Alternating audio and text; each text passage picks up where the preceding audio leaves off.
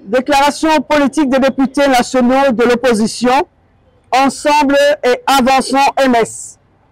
Nous, députés nationaux des regroupements politiques, Ensemble et Avançons MS, proclamés élus provisoirement par la CENI pour la 4e législature de l'Assemblée nationale 2024-2028, réunis ce mardi 27 février 2024 pour examiner la situation politique de notre pays à l'issue de la proclamation des résultats provisoires à la députation nationale le 14 janvier 2024. Faisons la déclaration suivante. 1.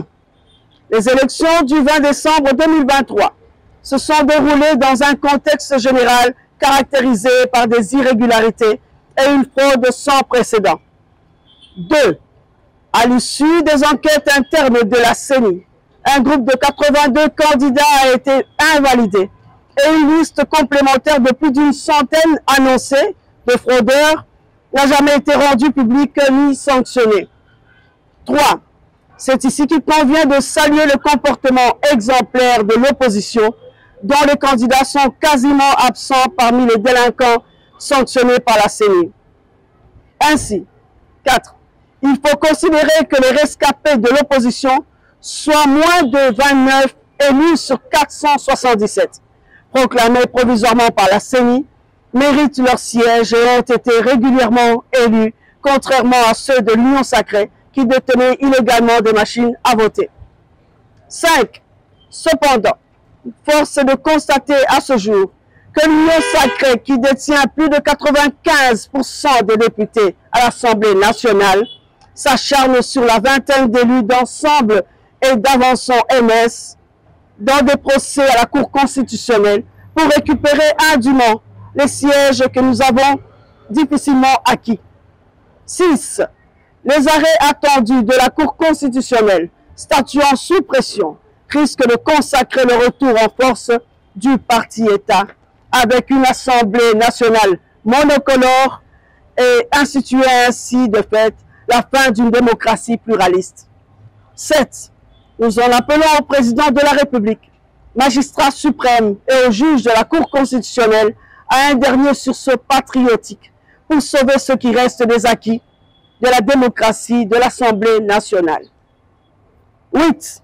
Cet appel à sauver la démocratie de notre pays s'étend à la protection de la liberté d'expression, à la libre circulation des personnes, notamment pour notre président Moïse Katumbi Tchapwe, et à une justice équitable.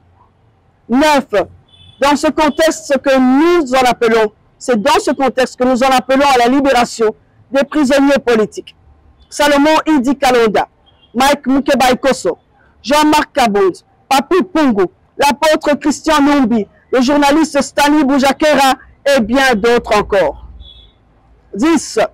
Nous exigeons l'arrêt des poursuites et arrestations politiquement orientées en vue de museler l'opposition et instaurer un régime de terreur.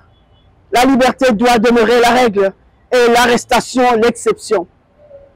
11.